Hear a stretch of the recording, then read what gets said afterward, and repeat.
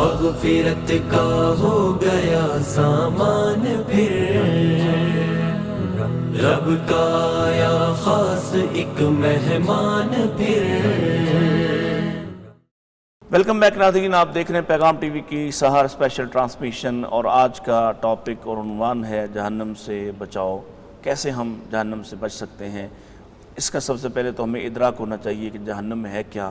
میرے دونوں معزز مہمانوں نے آپ کے سامنے پچھلے وقفے میں یہ بات رکھی کہ جہنم کیا چیز ہے، اس کے درجات کیا ہیں، اس کے نام کیا ہیں، اس میں کیسے کیسے عذابات ہو سکتے ہیں۔ ڈاکٹر صاحب یہ ارشاد فرمائیے کہ اس کا ایندھن، جیسے قرآن میں بھی اشارہ کیا گیا کہ اس کا ایندھن لوگ ہیں اور پتھر ہیں، تو لوگ تو بھی بعد میں جائیں گے، تو اب کیا اس کو پتھروں کے ساتھ بھڑکایا جا رہا ہے، یا ابھی اور بھی کوئی اس کی چیز ایندھن بننے والی چیز ہے کوئی؟ اللہ تعالیٰ نے قرآن پاک میں فرمایا یا ایھا الذین آمنوا قوا انفسکم واہلیکم نارا وقودها الناس والحجارہ علیہا ملائکۃ غلاظ شداد لا یعصون اللہ ما امرهم ویفعلون ما یؤمرون۔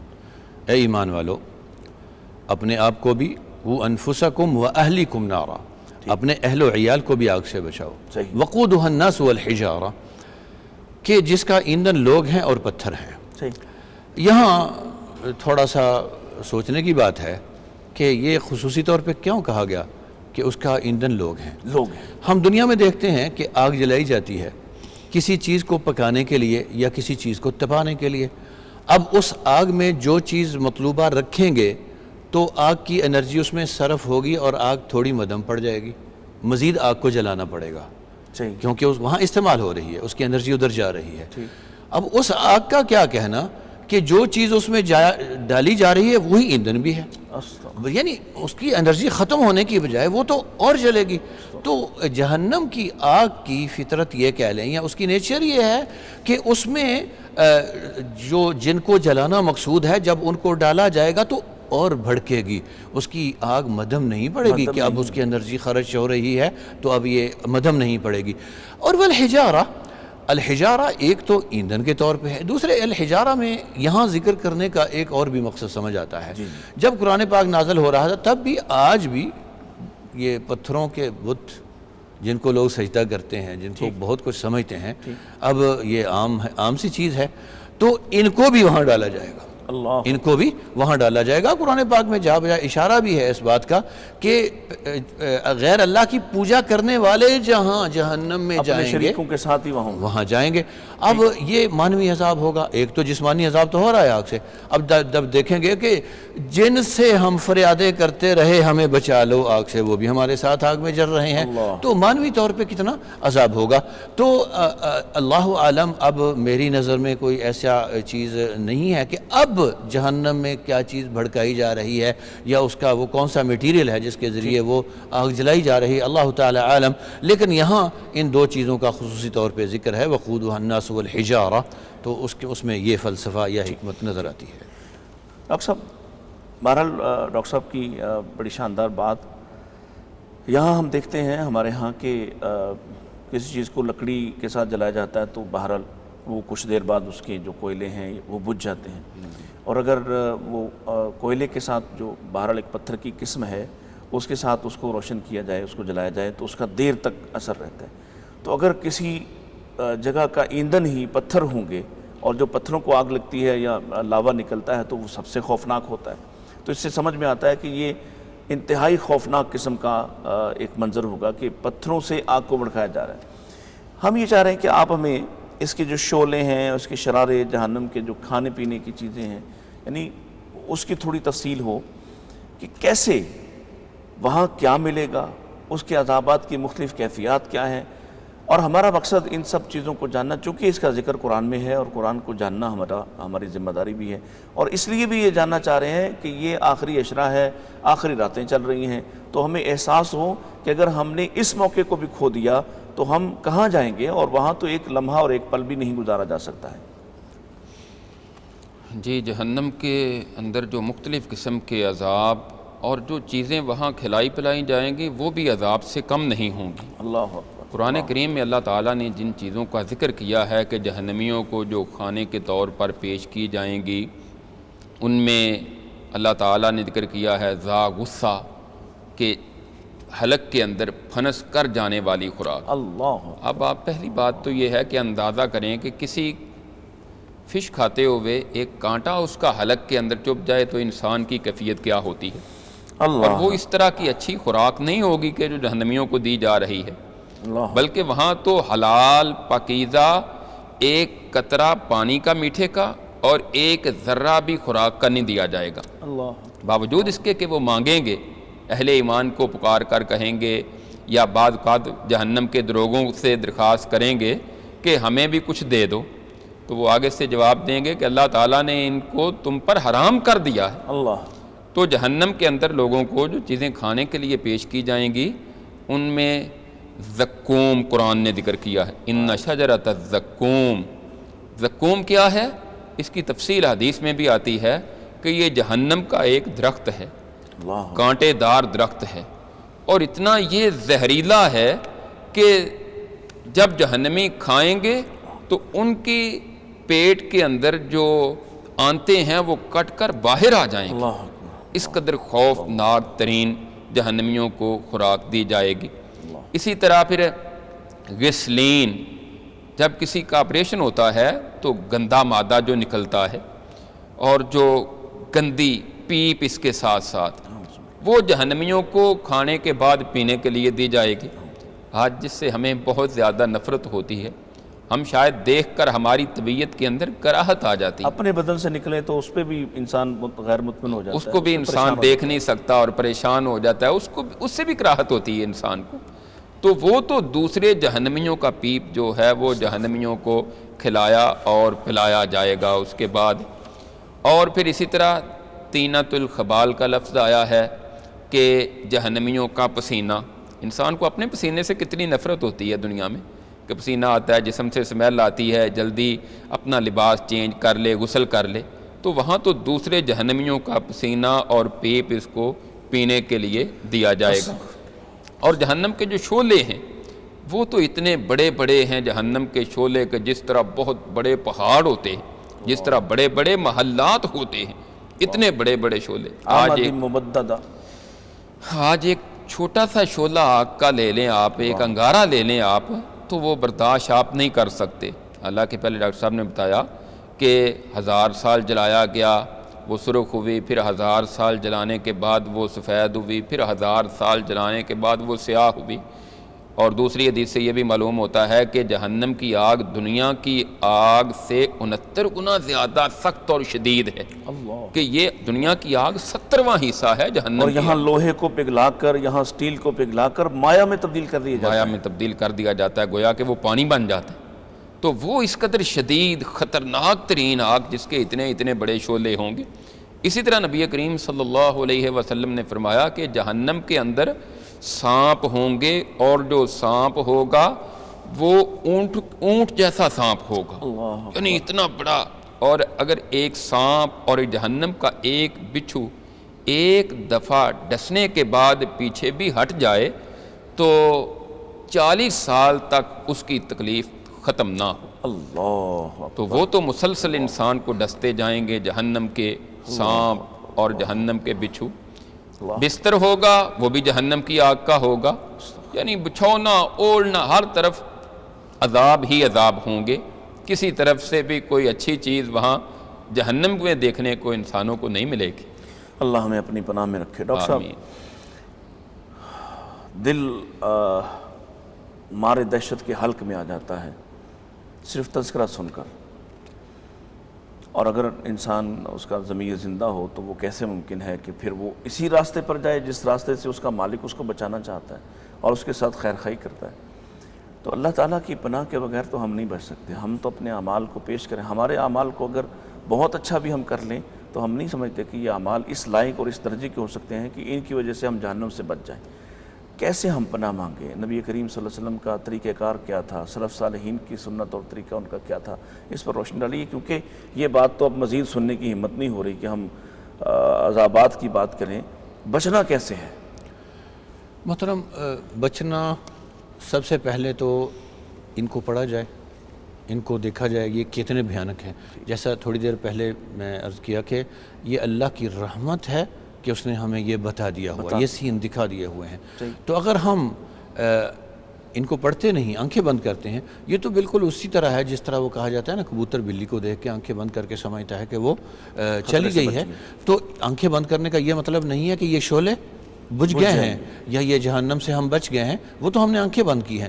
سب سے پہلے تو قرآن پاک کا مطالعہ، قرآن پاک کو پڑھنا۔ اور یہاں میں ایک بات محترم ایڈ کرتا چلوں، میں اپنے معاشرے میں دیکھ رہا ہوں کہ لوگوں نے قرآن پاک کو، ایک طبقہ تو وہ ہے جنہوں نے چھوڑ ہی دیا، ان کی تو ہم بات نہیں کر رہے ہیں، بات ان لوگوں کی کرنے لگے ہیں جو قرآن پڑھتے ہیں، لیکن انہوں نے منتخب صورتیں جو بنا رکھی ہیں۔ اب دیکھیں، ایک بندہ وہ ہے جو قرآن شروع سے پڑھتا ہے، چلتے چلتے یہ جہنم کے مناظر بھی دیکھتا ہے، چلتے چلتے وہ جنت کے مناظر بھی دیکھتا ہے، چلتے چلتے خوف و ہراس کا بھی وہ شکار ہوتا ہے ان چیزوں سے، اور اس کو اللہ کی رحمت کی تمنا بھی ہوتی ہے۔ یہ قرآن سچ میں جو بندہ پورا قرآن پڑھتا ہے، وہ کبھی آسمان کی سیر کر رہا ہے، کبھی زمین دیکھ رہا ہے، کبھی اللہ تعالیٰ انہیں جیسے سامنے کھڑے ڈرا رہے ہوں، جہنم دکھا رہے ہوں، اور کبھی جنت دکھا رہے ہوں کہ یہ اگر تو اطاعت کر کے آئے گا تو پورا قرآن پڑھنا یہ پھر ممکن ہے۔ لیکن جیسا کہ نبی صلی اللہ علیہ وسلم نے ایک دفعہ فرمایا تھا کہ کوئی بندہ بھی اپنے اعمال کے بل بوتے جنت میں نہیں جا سکتا، تو سوائے اس کے کہ اللہ اس پر اپنی رحمت کرے۔ تو پوچھنے والے نے پوچھا تھا ولا انت یا رسول اللہ، اللہ کے رسول آپ بھی؟ فرمایا تھا ولا انا الا ان یتغمدنی اللہ برحمت من، او کما قال صلی اللہ علیہ وسلم، محمد صلی اللہ علیہ وسلم بھی اپنے اعمال کے بل بوتے پہ نہیں جا سکتے جنت میں مگر یہ کہ اللہ کی رحمت انہیں ڈھانپ لے۔ یہاں ایک بات ذہن میں رکھنے والی یہ ہے کہ یہ رحمت ملتی کب ہے؟ یہ رحمت کا مستحق میں یا آپ یا لوگ تب ٹھہریں گے جب اللہ کو الہ مانیں گے۔ اور دیکھیں، وہ پچھلے دنوں کوئی بندہ بات کر رہا تھا، مجھے نام تو اس کا بھول گیا، کہ فلاں فلاں آیا، جلدی جلدی مسجد میں نماز پڑھی جلدی جلدی، اور نماز پڑھ کے ہاتھ اٹھا کے کہنے لگا اللہ گناہ گار ضرور ہوں لیکن باغی نہیں ہوں، گناہ گار ضرور ہوں باغی نہیں۔ وہ شخص جو باغی نہیں ہوگا نا، انشاءاللہ اللہ تعالیٰ مزید اس کو، جیسے کہا جاتا ہے کہ نیکی نیکی کو کھینچ دیے، اللہ تعالیٰ اس کو توفیق دیتے۔ سب سے پہلے قرآن پڑھنا، پھر نبی صلی اللہ علیہ وسلم نے جو بتایا اللہ کے ترلے کرنا۔ نبی صلی اللہ علیہ وسلم جب قرآن پڑھتے، جہنم کا تذکرہ آتا تو جہنم سے پناہ مانگتے۔ یہ ہے جہنم سے بچنے کا طریقہ جو نبی صلی اللہ علیہ وسلم نے ہمیں بتایا ہے۔ اسی لیے جب ہم سورہ ملک کی تلاوت کرتے ہیں نا، کلما القی فیہا فوج سألہم خزنتہا الم یأتکم نذیر، یہ بھی یعنی ہلا دینے والی آیت ہے کہ فرشتے پوچھیں گے تم یہاں تک پہنچ کیسے گئے؟ کچھ چھوڑا تو نہیں اللہ تعالیٰ نے جو تمہیں منظر دکھا نہیں دیے، جو ڈرایا نہیں تمہیں، سب کچھ تو بتا دیا تھا، اس کے باوجود تم کتنے ظالم ہو کہ یہاں پہنچ گئے، کیسے آ گئے؟ کلما القی فیہا فوج سألہم خزنتہا الم یأتکم نذیر، کسی نے تمہیں ڈرایا نہیں؟ قالوا بلی قد جاءنا نذیر فکذبنا وقلنا ما نزل اللہ من شیء ان انتم الا فی ضلال کبیر وقالوا لو كنا نسمع او نعقل ما كنا فی اصحاب السعیر۔ وہاں تو اعتراف کریں گے کاش کہ ہم اللہ والوں کی بات مان لیتے، ان کو جھٹلانے کی بجائے، ان کی تحقیر کرنے کی بجائے، ان کی تنقیص کرنے کی بجائے ان کی باتوں پہ کان دھرا ہوتا، قرآن پڑھا ہوتا اور ہم نے ان چیزوں کو دیکھا ہوتا تو آج ہم اس جہنم میں نہ آتے۔ تو وہاں اعتراف یہ کوئی معنی نہیں رکھتا، جبکہ یہی اعتراف اگر دنیا میں کیا جائے، ان العبد اذا اعترف ثم تاب تاب اللہ علیہ، بندے کا اس دنیا میں اعتراف اللہ تعالیٰ کے ہاں بہت بڑا مقام و مرتبہ رکھتا ہے۔ یہی اعتراف ہوگا ضرور، موت کے وقت بھی ہوگا، قبر میں بھی ہوگا، جہنم میں بھی ہوگا، لیکن وہاں اس اعتراف کی ایک ذرا کوئی قیمت نہیں، کوئی حیثیت نہیں ہوگی، اس لیے کہ وہاں اعتراف کرنے کا کوئی فائدہ نہیں، وہ وقت نہیں، اب بدل نہیں سکتے آپ، آج وقت نہیں رہا۔ وہ یہاں اعتراف کرنے کا مطلب ہے کہ یہ شرمندہ ہو رہا ہے، شرمندہ ہو رہا ہے، بدلنا چاہتا ہے، تو اللہ تعالیٰ وہ حالات پیدا کر دیتے ہیں جس سے یہ بچنے کی، جو اعتراف کر لیتا ہے نا اس کو بدلنے کی توفیق اللہ تعالیٰ خود دیتے ہیں۔ بالکل ٹھیک، بالکل ٹھیک۔ ڈاکٹر صاحب کچھ ایسے اعمال کا بھی ذکر کر دیجئے کہ جن سے ہم بچ جائیں، کیونکہ وہ اعمال براہ راست ان کی رہنمائی کی گئی ہو کہ یہ اعمال، یہ کام کیا تو سیدھے جہنم میں جاؤ گے۔ جی، قرآن کریم میں اللہ تعالیٰ نے مختلف اعمال کا ذکر کیا ہے کہ جن کا انجام جہنم کا ایندھن ہے۔ ٹھیک، جس طرح کے شرک ہے ٹھیک، کہ اللہ تعالیٰ نے شرک کرنے والے کو ہمیشہ ہمیشہ کے لیے جہنم کا ایندھن ٹھہرایا ہے۔ صحیح، تو اگر ہم شرک سے بچتے ہیں، اللہ کی توحید کا اقرار کرتے ہیں، اللہ کی ذات، صفات، عبادات میں توحید پر کاربند رہتے ہیں، انشاءاللہ جہنم کی آگ سے بچ جائیں گے۔ ٹھیک، اسی طرح اس کے بعد مختلف عبادات ہیں ٹھیک. کہ جس طرح بے نماز کا تذکرہ کیا اللہ تعالیٰ نے فی جنات یتساءلون عن المجرمین ما سلککم فی سقر قالوا لم نک من المصلین ولم نک نطعم المسکین، کہ جب جنتی جہنمیوں سے پوچھیں گے کہ تم جہنم میں تم یہاں کیوں کیوں آ آئے گئے، ہو؟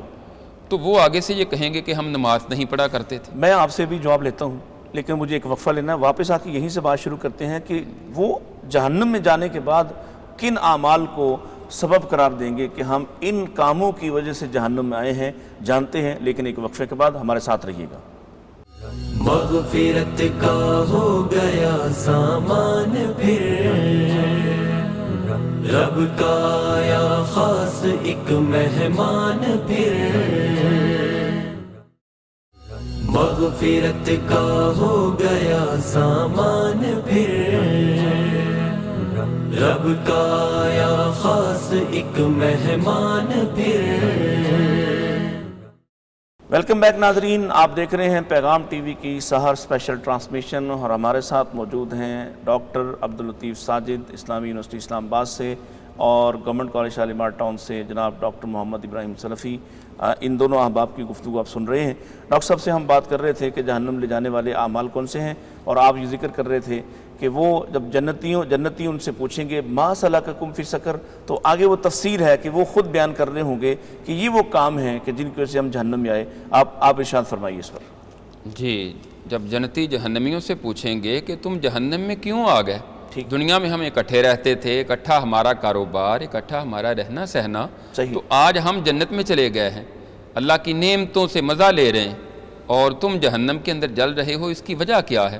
تو وہ 4 باتیں یہاں ذکر کی ہیں قرآن نے کہ کہیں گے قالوا لم نک من المصلین. پہلی بات تو یہ ہے کہ ہم نماز نہیں پڑھا کرتے تھے، تم نمازی تھے، ہم بے نماز تھے. تو معلوم یہ ہوتا ہے کہ اگر بندہ نمازی بن جائے تو جہنم کی آگ سے بچ سکتا ہے، اور نہ بنے تو پھر جہنم جانا پڑے گا، ورنہ پھر جہنم جانا پڑے گا. خود ہی وہ اقرار کر رہے ہیں، ٹھیک ہے، اعتراف جرم ہو رہا ہے. دوسرا ہے وَلَمْ نَكُ نُطْعِمُ الْمِسْكِينَ، ہم مساکین کو کھانا نہیں کھلاتے تھے. اللہ اکبر. اگر کوئی غریب، کوئی مجبور آ جاتا، چونکہ بعض لوگوں کے پاس اللہ تعالیٰ مال تو دے دیتے ہیں، لیکن اس کے بعد وہ یہ سمجھ بیٹھتے ہیں کہ یہ اللہ کا مال دیا ہوا نہیں ہے بلکہ یہ میرا ذاتی ہے. وہ نہ مال کی زکوٰۃ دیتے ہیں، نہ اس میں سے غرباء کا، مساکین کا. وفی اموالہم حق للسائل والمحروم، جو ان کے مالوں میں مساکین کا، سوالیوں کا حق ہے، وہ ادا نہیں کرتے. آج جہنم میں اس کا اقرار کر رہے ہیں کہ وَلَمْ نَكُ نُطْعِمُ الْمِسْكِينَ وَكُنَّا نَخُوضُ مَعَ الْخَائِضِينَ. اللہ اکبر. اور تیسری بات یہ ہے کہ ہم تو دین کو مذاق کرنے والوں کے ساتھ مل کر مذاق کیا کرتے تھے. آج بہت سارے لوگ ہیں جو دین کو، اہل دین کو، دین والوں کا مذاق اڑاتے ہیں. یہ آپ نے کئی دفعہ لوگوں کو سنا ہوگا کہ اذان ہوتی ہے، وہ کہتے ہیں علماء کو اذان کے علاوہ کام ہی کوئی نہیں، ابھی تھوڑی دیر پہلے اذان ہوئی تھی پھر اذان شروع کر دی. نماز کا مذاق اڑاتے ہیں، روزے کا مذاق، حج کا مذاق، شاعر اسلام کا مذاق اڑاتے ہیں، تو جہنم میں اعتراف کریں گے. اس سے معلوم ہوتا ہے کہ دین کو اور دینداروں کو مذاق کرنا یہ بھی مہنگا پڑ جائے گا، یہ بھی جہنم میں لے جانے کا سبب بن جائے گا. اس لیے بجائے اس کے کہ ان کا احترام کیا جائے، مذاق کبھی بھی نہیں کرنا چاہیے. وَكُنَّا نُكَذِّبُ بِيَوْمِ الدِّينِ، ہم جہنم آخرت کا ہم انکار کرتے رہیں، جھٹلاتے رہیں. یہ جہان مٹھا ہے، اگلا کس نے ڈٹھا ہے، ایسی باتیں بھی آپ نے سنی ہوں گی کہ لوگ کہہ دیتے ہیں کہ بس یہ دنیا آخرت آئے گی، دیکھی جائے گی. اچھا فلاں طبقہ جنت میں چلا گیا تو ہم تو پکے ہیں نا جنت میں جانے والے.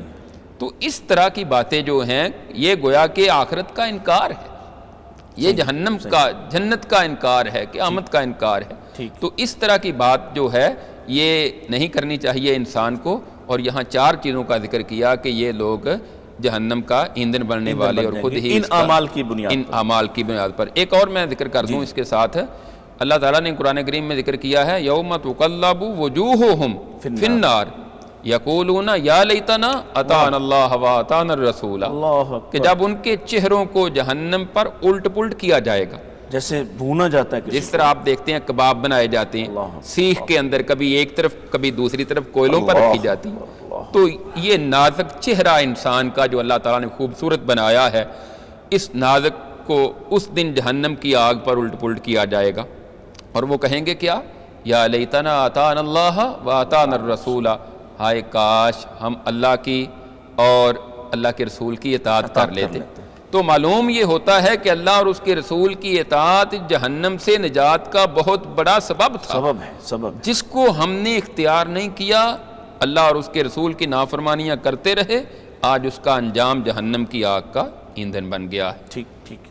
ڈاکٹر صاحب یہ جو تذکرہ چل رہا ہے کہ جہنم کے اندر لے جانے والے اعمال، اور پھر کس طرح سے انسان ان سے مختلف اعمال خود اعتراف کر رہا ہے کہ میں ان کاموں کی وجہ سے جہنم میں آیا ہوں، یہ فرمائیں کہ کیا یہ سارے کام ایسے ہیں کہ جو مخلد فی النار جو ہے انسان ہو جائے گا، یعنی ہمیشہ جہنم میں رہے گا، یا وہاں سے نکلنے کے کوئی امکانات بھی ہیں؟ اگرچہ یہ تصور ہی بڑا مہنگا ہے کہ آدمی یہ سوچے کہ میں وہاں سے ہو کے واپس آؤں گا، یہ تصور بھی بڑا مہنگا ہے، لیکن پھر بھی ہم جاننا چاہتے ہیں رہنمائی کے لیے کہ اگر وہاں گئے تو کتنی دیر، کتنا عرصہ، اور کیا ہمیشہ وہاں رہنے والے کوئی الگ طبقہ ہے اور وہاں سے نکل کے آنے والا کوئی الگ طبقہ ہے؟ قرآن و حدیث کا جب ہم مطالعہ کرتے ہیں تو اس کا خلاصہ کچھ اس طرح ہے۔ سب سے پہلے تو اللہ تعالیٰ نے یہ فرمایا کہ فمن زحزح عن النار وادخل الجنۃ فقد فاز۔ صحیح۔ اصل کامیابی یہ ہے کہ ادھر جائے بغیر، جہنم میں جائے بغیر سیدھے جنت میں جاؤ، اصل کامیابی یہ ہے۔ صحیح۔ اب کچھ اعمال ایسے ہیں کہ وہ انسان ہمیشہ جہنم میں رہے گا، ٹھیک، اور کچھ ایسے ہیں کہ اپنی سزا بھگت کے وہ وہاں سے نکال لیا جائے گا۔ دو باتیں ہیں، ایک تو یہ ہے کہ جو مشرک ہیں، جو کافر ہیں، دوسرے لفظوں میں کہنا اللہ کا انکار کرنے والے باغی ہیں، ٹھیک ہے، یہ تو خالد مخلد فی النار، یہ تو ہمیشہ آگ میں رہیں گے۔ رہے وہ لوگ جو باغی نہیں ہیں، اللہ تعالیٰ کو مانتے ہیں اور کسی حد تک اللہ تعالیٰ کے حقوق بھی ادا کرتے ہیں، نماز بھی پڑھتے ہیں۔ مسئلہ یہاں صرف حقوق اللہ کا نہیں ہے، مسئلہ حقوق العباد کا ہے۔ اس سے بھی زیادہ دیکھیں قرآن پاک میں مغفرت کا لفظ جو استعمال کیا گیا وہ حقوق اللہ کے لیے ہے زیادہ تر۔ اللہ تعالیٰ ویسے بھی معاف کر سکتے ہیں، ان اللہ لا یغفر ان یشرک بہ ویغفر ما دون ذلک لمن یشاء، جس کو چاہیں گے معاف کر دیں گے۔ لیکن حقوق العباد کی جہاں بات آئی ہے وہاں تکفیر ہے، آپ کو اس کو ختم کروانے کے لیے کچھ کرنا پڑے گا۔ جس کا حق مارا ہے یا تو اس سے معاف کرواؤ، یا کوئی اس کا بھلا ایسا کرو کہ اس کو یہ بھول جائے کہ آپ نے اس کی حق تلفی کی ہے، تو وہ آپ کو کروانا پڑے گا۔ اگر یہ اس قسم کا کوئی ہوا ہے، حقوق العباد میں سے کوئی کمی آئی ہے، اب یہ کمیاں بھی کئی قسم کی ہوں گی۔ اس طرف جانے سے پہلے ذرا جنت کا ماحول تھوڑا سا اس کا بھی تذکرہ تو ہو جانا چاہیے نا۔ جنت کا ماحول ایسا نہیں ہوگا کہ اس میں خود غرضی ہو، جنت کا ماحول ایسا نہیں ہوگا کہ وہاں چگلیاں کر کے آگ بھڑکائی جائے، لوگوں کو میں نفرت ڈالی جائے۔ جنت کا ماحول ایسا نہیں ہوگا کہ وہاں ماحول کو خراب کیا جائے، خوبصورت ماحول ہوگا، ایثار کا، قربانی کا ماحول ہوگا، خوش طبعی کا ماحول ہوگا۔ اگر دنیا میں کسی نے اللہ کی طرف سے آنے والی تعلیمات کو اپنا کر اپنے یہ عادتیں اپنی یہ بنا لی ہیں، اپنے یہ اخلاق بنا لیے ہیں، تو وہ تو تیار ہے جنت کے لیے، وہ تو سیدھا جنت میں جائے گا۔ لیکن جو شخص یہاں شتر بے مہار بن کے زندگی گزارتا رہا، خود غرضی کی صفات اس کے اندر اتنی پیدا ہو چکی ہیں کہ اس کو اپنے مفاد کے علاوہ کچھ نظر نہیں آتا، جو اس کے مفاد میں وہی حق ہے، جو وہ کر رہا ہے وہی سچ ہے، جو اس کے مفاد میں ہے وہی اصل دین ہے، وہی سب کچھ ہے، وہی قانون ہے۔ ایسا شخص اگر جنت میں چلا جائے گا تو کیا بنے گا؟ بیڑا غرق ہو جائے گا ماحول کا۔ تو اللہ نے اس کے لیے قانون یہ رکھا ہے کہ ایسے شخص کی یہ ساری بری عادتیں جہنم کے میں ڈال کے ختم کی جائیں گی، ان کو جلایا جائے گا، پاک صاف کیا جائے گا۔ یہ خود غرضی، یہ بے ایمانی، یہ جھوٹ، یہ چغلی، یہ لوگوں میں لڑانے کا جذبہ اور لوگوں کو تکلیف میں دیکھ کر خوش ہونے کا یہ جذبہ، ساری چیزوں کو ختم کر کے پھر جنت میں بھیجا جائے گا۔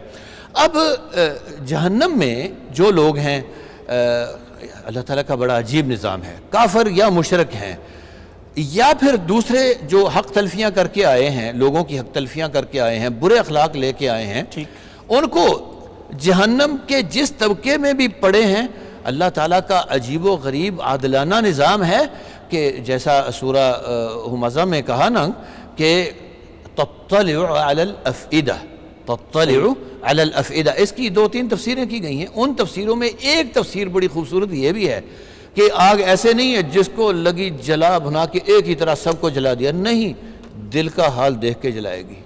اللہ اس میں کتنا تکبر ہے اسی لحاظ سے جلائے گی. ایسی یعنی کنٹرول کے جتنا اس کا جرم ہے اتنا جلائے گی. اتنا ہو سکتا ہے کہ پاس بندے کھڑے ہیں, بظاہر ایک ہی قسم جرم ایک جیسا ہے, لیکن اس کے دل کی کیفیت اور ہے, اس کے دل کی کیفیت اور ہے. ایک ہی جگہ ایک ہی طبقے میں کھڑے ہوئے لوگوں کو عذاب مختلف ہوگا, کیونکہ تطلع علی الافئدہ, دل کو دیکھ کے جلائے گی. یہ بھی تفسیر کی گئی ہے, اور بھی تفاسیر ہیں, اگر موقع ملا تو اس طرف بھی آئیں گے. تو ان کو جلا کے ان کی بری عادتوں کو ختم کر کے جب یہ صاف شفاف ہو جائیں گے پھر جنت میں بھیجا جائے گا تاکہ جنت کا ماحول خراب نہ ہو. تو گویا جو اللہ کے باغی ہیں, منکر ہیں, کافر ہیں, مشرک ہیں, وہ تو ہمیشہ جہنم میں رہیں گے. رہے وہ لوگ جو اس طرح منکر تو نہیں ہیں, کافر نہیں ہیں, مشرک نہیں ہیں, اللہ تعالیٰ کے ساتھ بغاوت کرنے والے نہیں ہیں, بتقاضۂ بشریت انہوں نے جو گناہ کیے, غلطیاں کی ہیں, اس پر انہوں نے بہت زیادہ خیال نہیں کیا اور غفلت کا شکار رہے ہیں. تو اتنا حصہ ان کا جلا کے ان کو پھر وہاں سے نکال لیا جائے گا. نکالنے کے لیے پھر صفات کا سلسلہ ہے. جی ڈاکٹر صاحب, نکالنے کی بات ہوئی کہ جہنم سے نکال لیا جائے گا. اللہ تعالیٰ ہمیں سب کو محفوظ رکھے اور ایک لمحہ بھی وہاں نہ جانا پڑے. نبی کریم صلی اللہ علیہ وسلم کی سفارش, وہ جو اللہ تعالیٰ نے آپ سے وعدہ کیا ہے, انا سنرضیک فی امتک, آپ کی امت کے بارے میں ہم آپ کو راضی کر دیں گے. تو یہ جو سفارش ہے آپ کی جہنم سے بچنے کے لیے ایک بہت بڑا ہمارے لیے ایک سہارا ہوگی. اس کا وقوع کب ہوگا؟ یعنی حشر کے میدان میں, اور پھر جہنم جانے کے بعد وہ جو حدیث میں ملتا ہے کہ آپ پھر اس کے بعد بھی آپ اللہ تعالیٰ کے سامنے جائیں گے اور لوگوں کو جہنم سے نکال کے لائیں گے. اس پر ذرا روشنی ڈالیے کہ سفارش مصطفیٰ صلی اللہ علیہ وسلم جو ہے وہ وہاں سے آپ کو نجات دلانے میں معاون ہوگی, لیکن آپ اس وقت اپنی سزا پوری کر چکے ہوں گے, یا سزا میں کمی اور تخفیف آپ کی سفارشیں کر دی جائیں گی؟ ڈاکٹر صاحب, نبی کریم صلی اللہ علیہ وسلم کی جو شفاعت ہے اس میں سے ایک تو ہے شفاعت عظمیٰ, ٹھیک ہے, جس کا تعلق میدان محشر کے ساتھ ہے. ٹھیک, کہ لوگ مختلف انبیاء علیہم السلام کے پاس جائیں گے, حضرت آدم علیہ السلام کے پاس, حضرت نوح علیہ السلام کے پاس, سیدنا ابراہیم علیہ السلام کے پاس, اس طرح دیگر انبیاء علیہم السلام کے پاس. ٹھیک, تو ہر نبی جو ہیں وہ دوسرے کی طرف ان کو بھیجیں گے کہ میں اللہ کے سامنے جسارت نہیں کر سکتا اللہ کہ لوگوں کی سفارش کر سکوں کہ یا اللہ ان کا حساب کتاب شروع کر دیا جائے. ٹھیک, بالآخر نبی کریم صلی اللہ علیہ وسلم یہ شفاعت کریں گے, اس کو شفاعت عظمیٰ کہا جاتا ہے. دوسرا یہ ہے کہ جب جہنمی جہنم میں چلے جائیں گے تو نبی کریم صلی اللہ علیہ وسلم پھر لوگوں کی سفارش کریں گے, اور حدیث میں اس کی تفصیلات ہیں چونکہ ہمارے پاس وقت کی کمی ہے. مختصر یہ ہے کہ بالآخر آپ کی سفارش کے ذریعے لوگوں کو جہنم سے نکال لیا جائے گا, حتیٰ کہ وہ کہ جس کے دل میں رائی کے دانے کے برابر بھی ایمان ہوگا, یعنی آخری درجے کا ایمان بھی, آخری درجے کا ایمان بھی صرف ہوگا, توحید کا اقرار کرنے والا ہوگا. جی. تو ہاں, اس میں آپ نے یہ اچھی بات کر دی کہ لوگ کہتے ہیں کہ بس شاید صرف ہم نے کلمہ پڑھ لیا تو ہم موحد ہو گئے ہیں اور توحید کا اقرار کرنے والے. توحید سے مراد اس کے جو تقاضے ہیں, یعنی اس کو بھی پورا کرنے والے, ٹھیک ہے, پھر توحید آتی ہے نا. ٹھیک ہے, صرف کلمہ پڑھ لینا اور عمل اس کے الٹ ہو.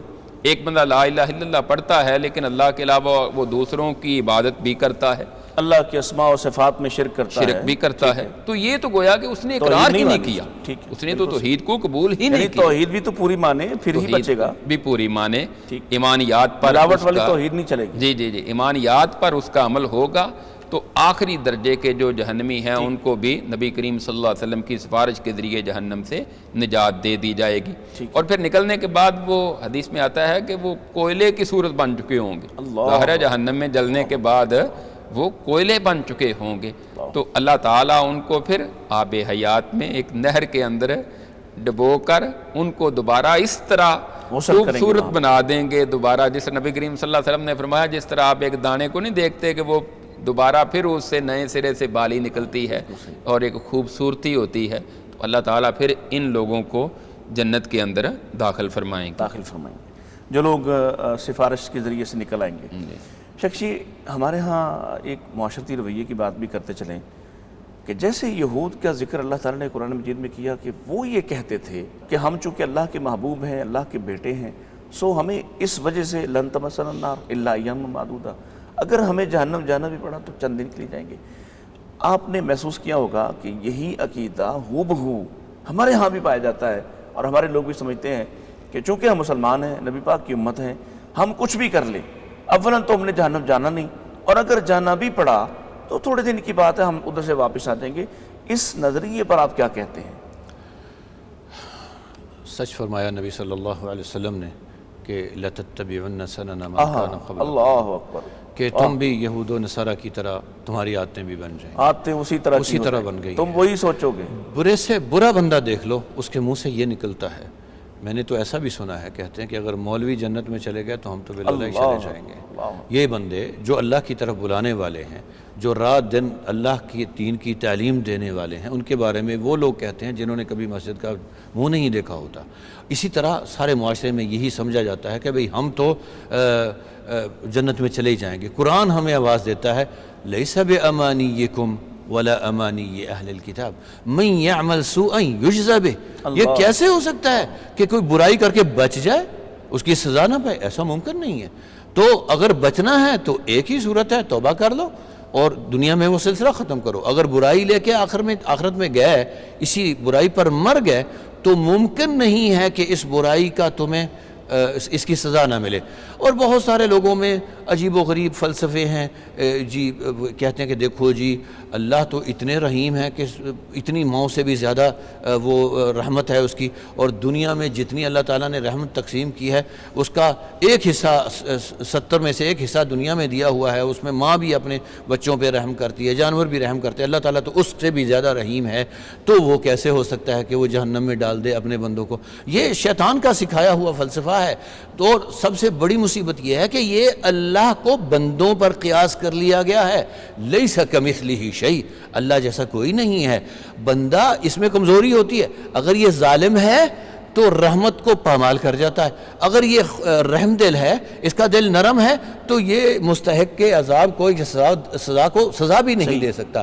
اللہ وحدہ لا شریک کی رحمت اس کے عدل میں مانے نہیں ہے۔ یہ سمجھ لینا چاہیے کہ یہ اللہ کی جتنی بھی صفتیں ہیں صفات کمال ہیں، اللہ تعالیٰ کی جتنی صفتیں ہیں صفات کمال ہیں، تو اللہ تعالیٰ کی یہ رحمت بھی کمال کی صفت ہے کہ یہ اللہ تعالیٰ کے عدل میں آڑے نہیں آتی، یہ اللہ تعالیٰ کے عدل میں مانے نہیں ہے۔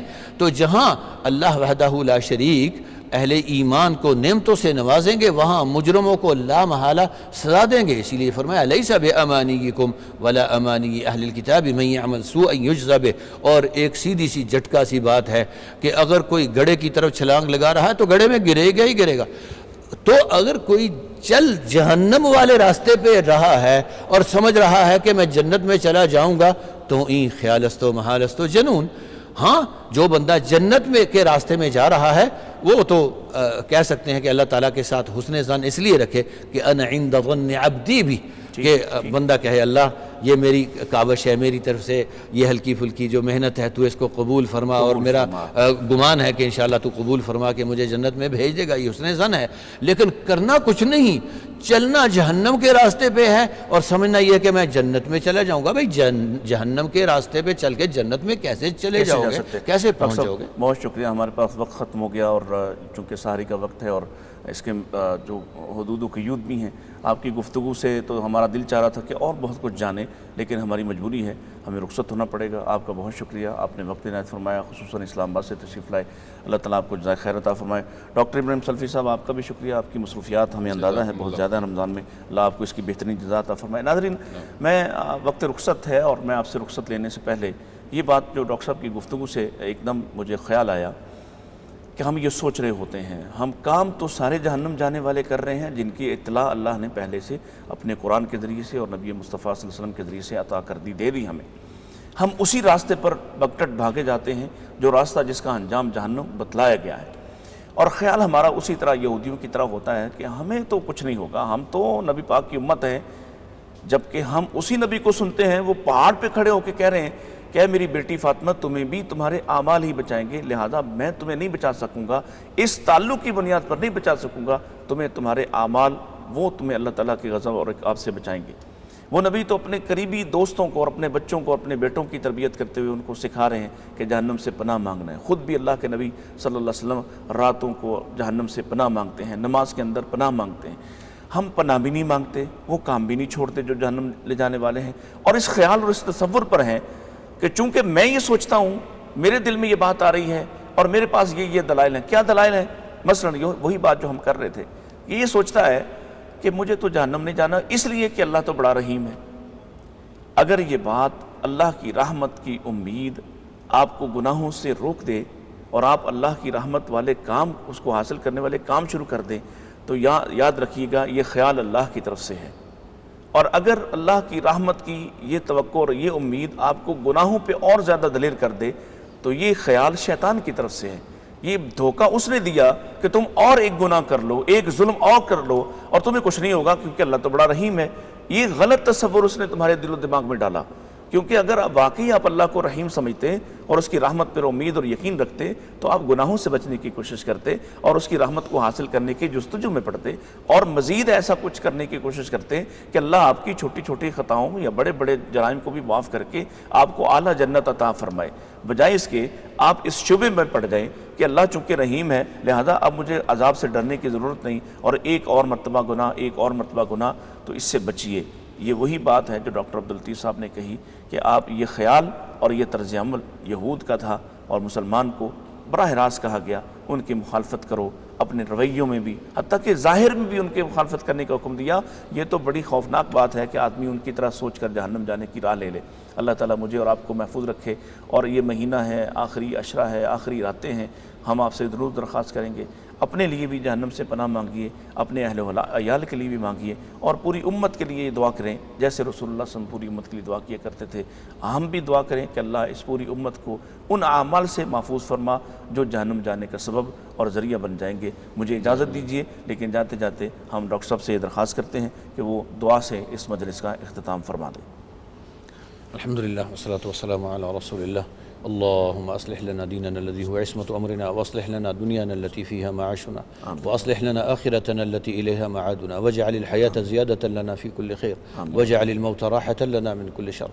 ربنا اصرف عنا عذاب جهنم إن عذابها كان غراما، ربنا اصرف عنا عذاب جهنم إن عذابها كان غراما، إنها ساءت مستقرا ومقاما. اللهم إنا نعوذ بك من النار وما قرب إليها من قول أو عمل. اللهم إنا نعوذ بك من النار وما قرب إليها من قول أو عمل.